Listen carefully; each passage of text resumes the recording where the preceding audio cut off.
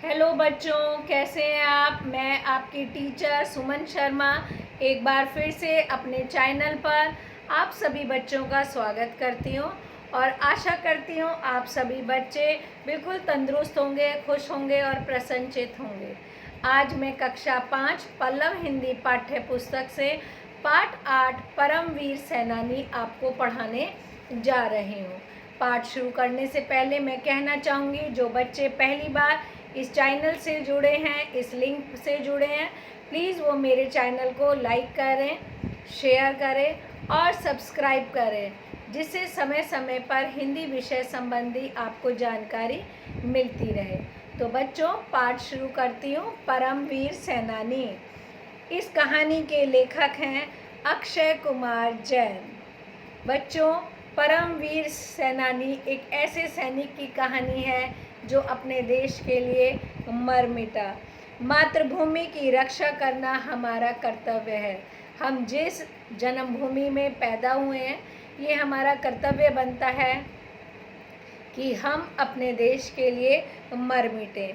सच्चा नागरिक वही है जो अपने देश के लिए प्राणों की बाजी तक लगा देता है। यानी वह व्यक्ति वास्तव में अपने देश के लिए है जो जब देश को ज़रूरत हो तो अपने प्राणों की आहुति दे दे। तो पाठ शुरू करते हैं। परमवीर सेनानी। बच्चों, ये बहुत प्यारी कहानी है, बहुत ही हृदय स्पर्शी कहानी है। आप इसे बहुत ध्यान से सुनिए। पूर्वी उत्तर प्रदेश का एक छोटा सा गांव में दर्जी की दुकान पर अब्दुल हामिद बैठा था। उसके मन में बार बार कुछ कर गुजरने की इच्छा उठती थी। गांव का ही एक सिपाही फौज में था। वह छुट्टियों में आया था। उसने अब्दुल को राय दी, फौज से अच्छी नौकरी कहीं नहीं है, तुम भी तो क्यों नहीं भर्ती हो जाते। यहाँ कहानी की शुरुआत में लेखक ने बताया है वो पूर्वी उत्तर प्रदेश में एक छोटा सा गांव है। वहाँ पर एक दर्जी की दुकान पे अब्दुल हमीद बैठा है और उसके मन में बार बार अपने देश के लिए कुछ ना कुछ करूँ, कुछ ऐसा करूँ, समझ नहीं पा रहा है क्या करूँ। और गांव में एक फ़ौजी सिपाही है जो छुट्टियों में आया है। तो उसने उसे समझाया कि फ़ौज की नौकरी से अच्छी कोई नौकरी नहीं, तुम फ़ौज में भर्ती हो जाओ। अब्बा ने यानी हामिद के पिता ने सुना तो बहुत नाराज़ हो गए। बोले, हमारे घर में सिलाई का काम होता है, हम नहीं जाने देंगे लाम पे यानी फ़ौज में। अब्दुल के अब्बा ने अपनी बीवी से सलाह की और अब्दुल हमीद की शादी कर दी। सोचा अब तो पलटन में ना आ जाएगा। वो बहुत नाराज़ हुए। बोले, अब तक हमारा सिलाई कढ़ाई का काम था, तो तुम फ़ौज में क्यों जाओगे। और अपनी पत्नी से राय लेकर उसका विवाह कर दिया, उसकी शादी कर दी। अब्दुल हमीद की बीवी रसूलन बड़े भले स्वभाव की थी। उसने अपने पति की बेचैनी देखी। दर्जी के काम में अब्दुल का मन नहीं लगता था। रसूलन बोली, सुरमा बनना है तो कलवा की तरह चले जाओ, पलटन में छिप के चले जाओ, मैं मन से कहती हूँ। अब हामिद के विवाह होने के बाद उसकी पत्नी ने देखा कि उसका मन सिलाई में नहीं लगता है, तो उसने कहा, क्यों चिंता करते हो, तुम भी कलवा की तरह फ़ौज में भर्ती हो जाओ, छिप के चले जाओ, मैं दिल से कहती हूँ, यानी मैं मन से कह रही हूँ, आप चले जाइए। ये एक पत्नी के भाव हैं जो उसने अपने पति के लिए कहे। कलवा वर्दी पहने जैसे शान से गांव से निकलता है, अब्दुल भी क्यों ना निकले, पर फौज में डर भी तो होता है। रसूलन ने दिल पे पत्थर रखकर अब्दुल को भर्ती दफ्तर भेज दिया। अब्बा से ननिहाल जाने का बहाना बना के अब्दुल भर्ती हो गया। अब क्या है, अब उसने बताया कि फ़ौज में जो दूसरा गांव वाला जो है कलवा फौजी, वो जब वर्दी पहनता है कितनी शान से निकलता है। तो बोले, तुम भी ऐसे ही शान से निकलोगे। और उसने अपने दिल पे पत्थर रखा, क्योंकि फ़ौज में आराम नहीं है, डर भी बना हुआ है। पर उसने अपने ससुर से ननिहाल जाने का बहाना लगा दिया और अब्दुल को वहाँ से भेज दिया कि तुम फ़ौज में भर्ती हो जाओ।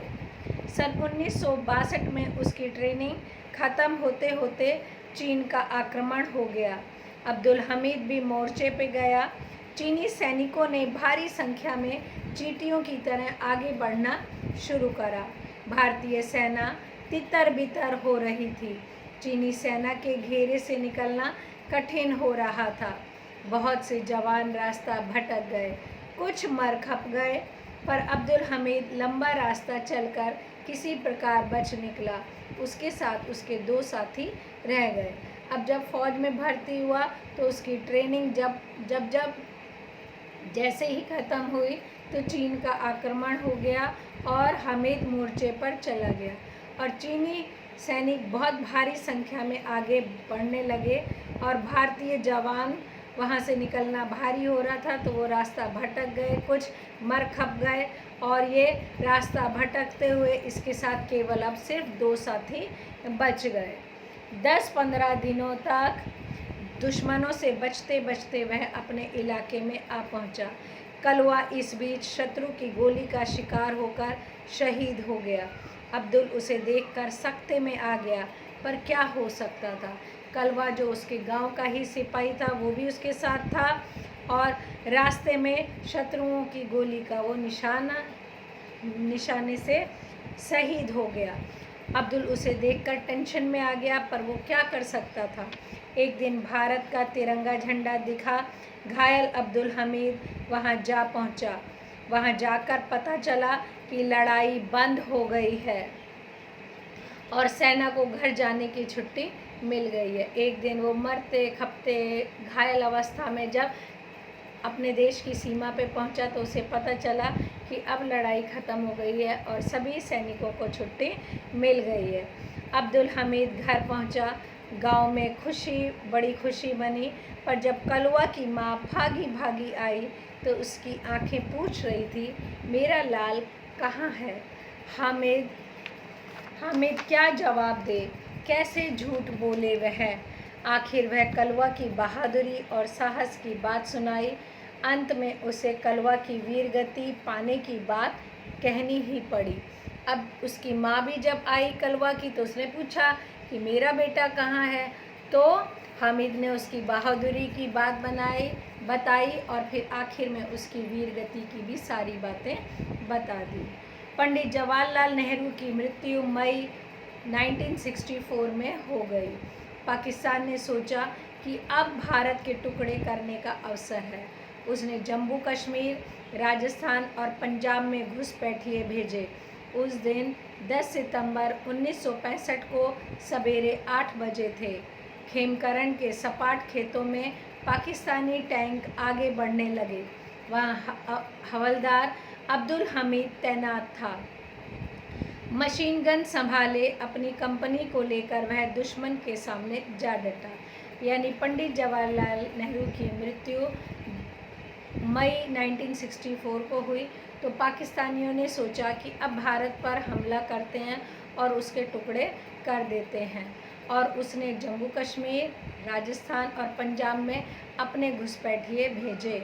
और सुबह 8 बजे जब खेमकरण के सपाट खेतों में पाकिस्तानी टैंक आगे बढ़ रहे थे तो वहाँ पर हवलदार अब्दुल हमीद तैनात था। एक जीप में सवार अब्दुल हमीद ने ऐसी कमान संभाली कि दुश्मन के टैंकों को अपने गोलों से तोड़ दिया। उससे भी पाकिस्तानी टैंकों आगे बढ़ने की कमी नहीं आई। अब दुश्मन के टैंकों ने हवलदार के चारों ओर घेरा डालना शुरू कर दिया। यानी अब्दुल हमीद एक जीप पे बैठकर आगे बढ़ा और उसने गोले छोड़ने शुरू कर दिया, पर पाकिस्तानी जो सैनिक थे, टैंक थे, वो आगे बढ़ते जा रहे थे। अब उसको चारों तरफ से घेरना शुरू करा। अब्दुल हमीद अपना रास्ता बदलता जाता और दुश्मनों को भुलावे में डालता जाता, यानी गोल गोल घूमकर दुश्मनों को भुलावे में डाल रहा था।